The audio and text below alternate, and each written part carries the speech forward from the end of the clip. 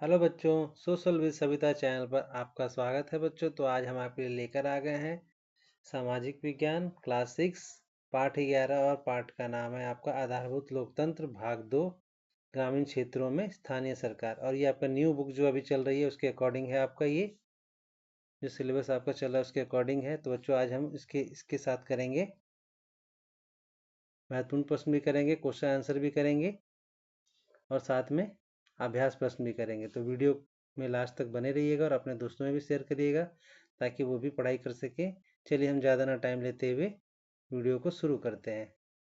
तो ये आ गया आपका बच्चों अभ्यास प्रश्न। तो इसमें है प्रश्न नंबर 1, स्वयं को जांचिए। ऊपर दिए गए पाठ को देखे बिना क्या आप पंचायती राज व्यवस्था के 3 स्तर बता सकते हैं? तीनों स्तरों में प्रत्येक मुख्य कार्य क्या है? ठीक है बच्चों, तो हम चलते हैं इसके आंसर पर। उत्तर है इसका पंचायती राज के 3 स्तर होते हैं और उनके कार्य ग्राम पंचायत, ग्राम स्तर, पंचायत समिति, ब्लॉक स्तर और जिला समिति। तो ये 3 होते हैं। तीनों को थोड़ा थोड़ा हम एग्जाम्पल के साथ एक्सप्लेन करेंगे। गांव की सफाई, पानी, सड़क, शिक्षा और स्वास्थ्य की देखरेख ग्राम पंचायत के ग्राम स्तर पर आता है। और पंचायत समिति में आता है आपका ग्राम पंचायतों की निगरानी, विकास योजनाओं का क्रियान्वयन। और जिला परिषद जिला स्तर, जिला भर में योजनाओं की योजना, बजट और निगरानी। ठीक है, ये व्यवस्था ग्रामीण क्षेत्रों के विकास और भागीदारी के लिए बनाई गई है। ठीक है, अब हम चलते हैं प्रश्न 2 पर। तो ये है आपका, गांव के सड़क के किनारे पड़ी प्लास्टिक थैलियों से संबंधित विषय पर सरपंच को पत्र लिखिए। तो बच्चों ये फॉर्मेट हम आपको दे रहे हैं, इसी की तरह से आपको एग्जाम में जब आएगा तो आपको लिखना है। जो स्पेस छोड़ा हुआ वहाँ पे अपना नाम जरूर लिखिएगा, कुछ भी नाम आप लिख सकते हैं। जैसे अब इसमें उत्तर में क्या, सरपंच को पत्र, गांव की सड़क के किनारे पड़ी प्लास्टिक थैलियों के संबंध में तो लिखना है सेवा में श्री सरपंच जी, ग्राम पंचायत, अपने गांव का नाम यहाँ लिखेंगे जो ब्रैकेट है इसमें, जिला इसमें जिले का नाम डाल देंगे, विषय सड़क के किनारे पड़ी प्लास्टिक थैलियों की सफाई हेतु निवेदन। ठीक है बच्चों, तो बच्चों इसमें हम लिखेंगे फिर महोदय। अब चलते हैं हम इसके टॉपिक के ऊपर। अब हम इसमें करेंगे महोदय। सविनय निवेदन है कि हमारे गांव की मुख्य सड़क के दोनों किनारों पर बड़ी संख्या में प्लास्टिक की थैलियाँ और अन्य कचरा जमा हो गया है। इससे न केवल गंदगी फैल रही है बल्कि वातावरण भी प्रदूषित हो रहा है। प्लास्टिक के कारण पशुओं को भी हानि पहुंच रही है जो कभी कभी इन्हें खा लेते हैं। आपसे विनम्र अनुरोध है कि इस समस्या का समाधान शीघ्र कराया जाए। ग्राम में स्वच्छता बनाए रखने हेतु निम्न सफाई व्यवस्था तथा प्लास्टिक के उपयोग पर रोक लगाने के लिए जागरूकता अभियान चलाया जाए। आपकी कृपा हेतु हम ग्रामवासी सदैव आभारी रहेंगे। ठीक है बच्चों, तो अब हम चलते हैं थोड़ा और ऊपर, और लास्ट में अपना नाम डिटेल लिखना होता है इसके अंदर। तो यहाँ पे आप सादर लिख के उसके बाद अपना नाम लिखेंगे, ग्राम का नाम लिखेंगे और यहाँ डेट जरूर मेंशन करेंगे कि किस डेट को लिख रहे हैं। ठीक है बच्चों, तभी आपको पूरे मार्क्स मिलेंगे। अगर ये सब स्पेस छोड़ देंगे आप, ये इंपॉर्टेंट, तो आपको इसके लिए मार्क्स कट जाएंगे। अब चलते हैं प्रश्न 3 पर। आपके विचार से किस प्रकार का व्यक्ति ग्राम पंचायत का सदस्य हो सकता है? तो उत्तर है, मेरे विचार से ग्राम पंचायत का सदस्य वह व्यक्ति हो सकता है जो ईमानदार हो, जिम्मेदार हो, जनसेवी हो, स्थानीय समस्याओं से परिचित हो और गांव के विकास के लिए समर्पित हो। ठीक है बच्चों, आशा करते हैं आपको क्वेश्चन समझ में आ रहा होगा। अब हम चलते हैं प्रश्न 4 पर। मान लीजिए आप एक गांव के स्कूल में पढ़ते हैं। स्कूल राजमार्ग पर है तथा इन विद्यार्थियों को स्कूल आते आते समय सड़क पार करने में कठिनाई होती है। इस समस्या के समाधान के विकल्प क्या क्या हो सकते हैं? इसमें पंचायती राज की कौन सी संस्थाएं आपकी मदद कर सकती हैं? विद्यार्थी इसमें क्या कर सकते हैं? तो देखिए इसका उत्तर होगा बच्चों, समाधान के विकल्प, सड़क पर जेब्रा क्रॉसिंग और स्पीड ब्रेकर बनाया जाए। दूसरा पॉइंट, स्कूल के पास यातायात संकेतक यानी ट्रैफिक जो रेड लाइट होती है वैसा कुछ होना चाहिए। सुरक्षा कर्मी तैनात होने चाहिए। उसके बाद ट्रैफिक पुलिस मतलब होना चाहिए। अंडरपास या फुट ओवर ब्रिज बनाया जाए ताकि लोगों को सड़क पार करने में दिक्कत ना हो। अब चलते हैं दूसरा पॉइंट, मदद करने वाली पंचायती राज संस्था। तो पंचायत समिति और जिला परिषद वे सड़क सुरक्षा और निर्माण से जुड़ी योजनाएं लागू कर सकती हैं। ठीक है, ये हो गया समाधान के विकल्प और दूसरा हो गया मदद करने वाली पंचायती राज संस्था। अब चलते हैं तीसरा, विद्यार्थी क्या कर सकते हैं? तो इसमें विद्यार्थी यह कर सकते हैं, प्रधान या पंचायत समिति को आवेदन दे सकते हैं, हस्ताक्षर अभियान चला सकते हैं, शिक्षा के साथ मिलकर अधिकारियों से मिल सकते हैं। ठीक है बच्चों, तो इस तरह से आपका ये कंप्लीट होता है। अब चलते हैं अतिरिक्त प्रश्न उत्तर पर, जैसा कि हमने स्टार्टिंग में बताया था। तो ये है आपका प्रश्न नंबर 1। अतिरिक्त में पंचायती राज संस्थाएं क्या है? तो उत्तर है पंचायती राज संस्थाएं भारत के गांवों और इसमें, तो बच्चों ये है आपका से इसमें हमने पिक्चर भी लगाया। जिला स्तर है तो जिला स्तर में जिला पंचायत जिला परिषद काम करती है पंचायती राज में। खंड स्तर पर खंड पंचायत और समिति मंडल परिषद कार्य करती है। उसके बाद ग्राम स्तर पे ग्राम परिषद और ग्राम पंचायत करती है। तो चलिए अब हम इसके उत्तर पर चलते हैं। तो पंचायती राज संस्थाएं भारत के गाँव और ग्रामीण क्षेत्रों में स्थानीय शासन निकाय है। इनका गठन स्थानीय लोगों के साथ सत्ता साझा करने, उन्हें अपने समुदायों के लिए निर्णय लेने का अधिकार देने के लिए किया गया था।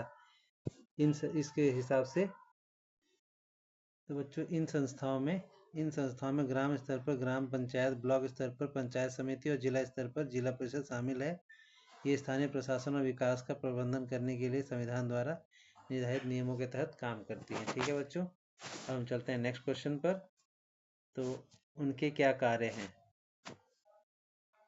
ग्राम पंचायत के ऊपर ही पूछा है। ठीक है बच्चों, उनके क्या कार्य हैं? तो इसका उत्तर चलते हैं। पंचायती राज संस्थाएं सड़कों के निर्माण और मरम्मत, प्राकृतिक संसाधनों के प्रबंधन और समुदाय के भीतर विवादों के निपटारे जैसी कई राष्ट्रीय समस्याओं का ध्यान करती है। उनका मुख्य कार्य सुनिश्चित करना है कि गांव या ग्रामीण क्षेत्र के लोगों की बुनियादी जरूरतें ठीक से पूरी हो। ठीक है बच्चों, अब चलते हैं हम प्रश्न नंबर 3 पर। तो बच्चों हम चलते हैं प्रश्न नंबर 3 पर।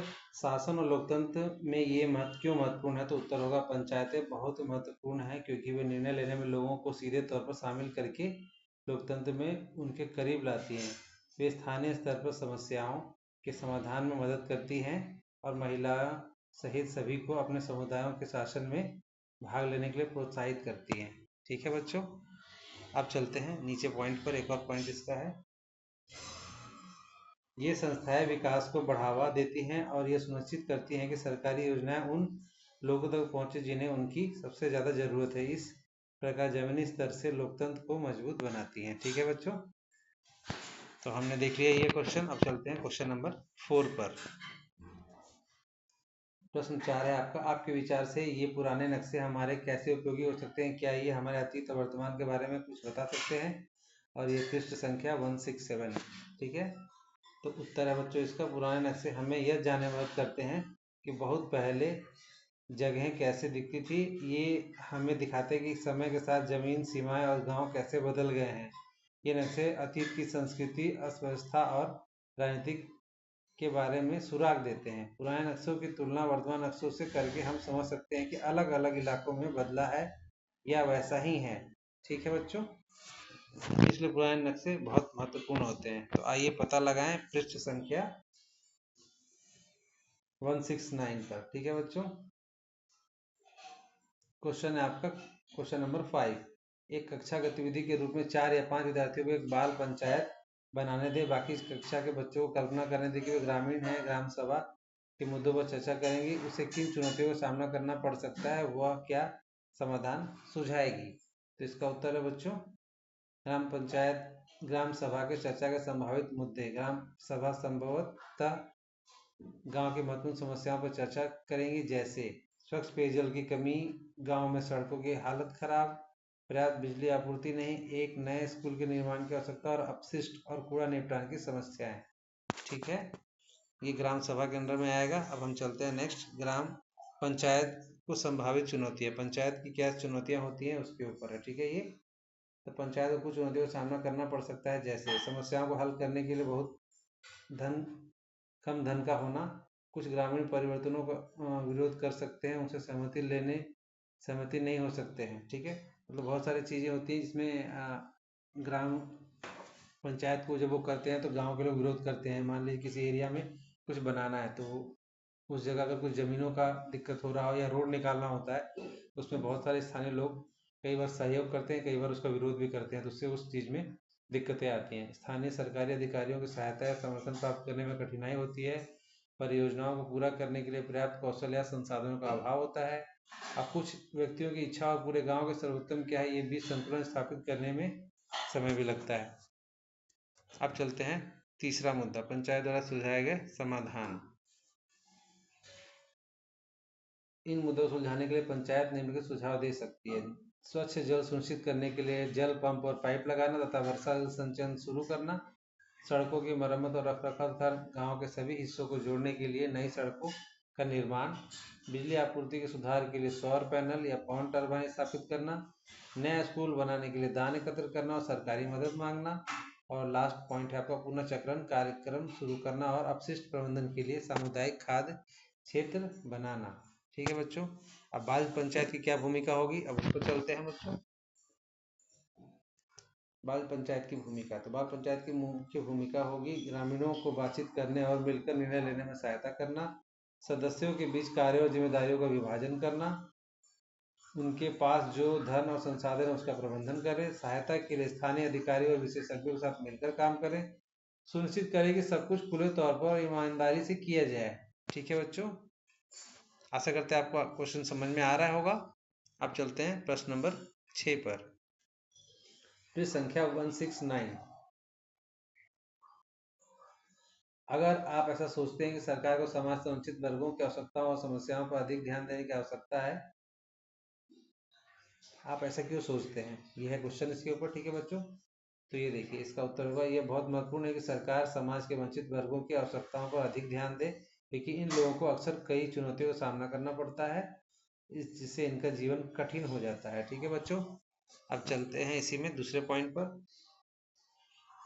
कई बार वे भोजन, शिक्षा और स्वास्थ्य जैसी बुनियादी जरूरतों को भी पूरा करने में सक्षम नहीं हो पाते हैं। ठीक है बच्चों, उनकी जरूरतों और समस्याओं पर ध्यान केंद्रित करके सरकार उनके जीवन की गुणवत्ता में सुधार करने में मदद कर सकती है या सुनिश्चित कर सकती है कि सभी को समान अवसर मिले।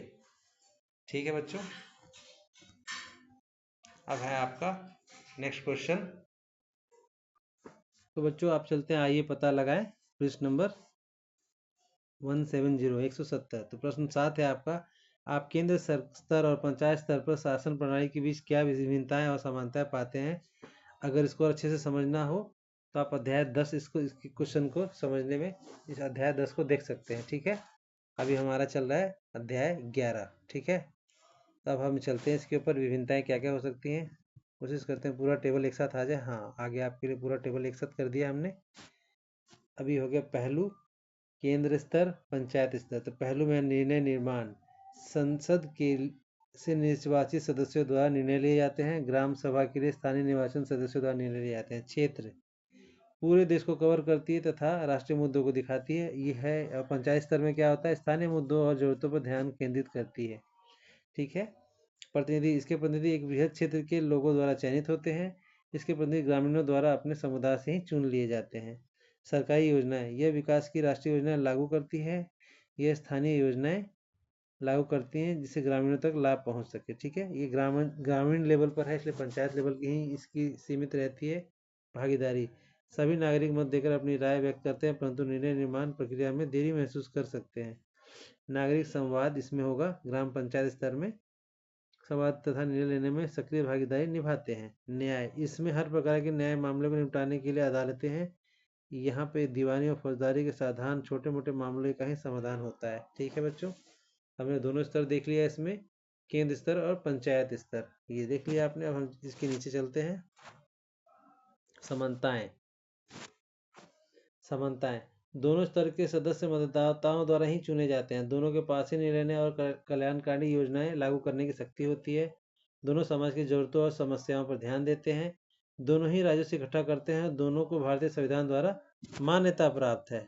ठीक है बच्चों, तो बच्चों अब हम चलते हैं प्रश्न नंबर 8 पर। अगर आपको कुछ पंचायत सदस्यों से मिलने का मौका मिले तो आप उनसे क्या सवाल पूछना चाहेंगे। छोटे छोटे समूहों में चर्चा करके एक प्रश्नवाली बनाएं। कुछ ग्राम पंचायत सदस्यों से मिले या उन्हें अपने विद्यालय में आमंत्रित करें। उनसे अपनी प्रश्नावली में दिए गए प्रश्न पूछें और संक्षिप्त रिपोर्ट लिखें। आशा करते हैं बच्चों आपको प्रश्न समझ में आ गया होगा। तो चलिए उत्तर पे चलते हैं। पंचायत सदस्यों से पूछने के लिए यहाँ कुछ प्रश्न दिए गए हैं। पहला आप कर सकते हैं, पंचायत में आपकी मुख्य जिम्मेदारियाँ क्या हैं। आप गांव की विशिष्ट समस्याओं का समाधान कैसे करते हैं। क्या आप अपने द्वारा पूरी की गई कुछ सफल परियोजनाओं के बारे में बता सकते हैं। गांव के मुद्दों पर काम करते हुए आपको किन कठिनाइयों का सामना करना पड़ता है? आप यह कैसे सुनिश्चित करते हैं कि सभी निर्णय पारदर्शी और निष्पक्ष हो? उसके बाद है ग्रामीण लोग निर्णय लेने में किस प्रकार भाग लेते हैं? बच्चों की शिक्षा और कल्याण के लिए आप क्या करते हैं? आप पंचायत गतिविधियों में वंचित समूहों को कैसे शामिल करते हैं? और हम चलते हैं बच्चों नीचे पॉइंट पर।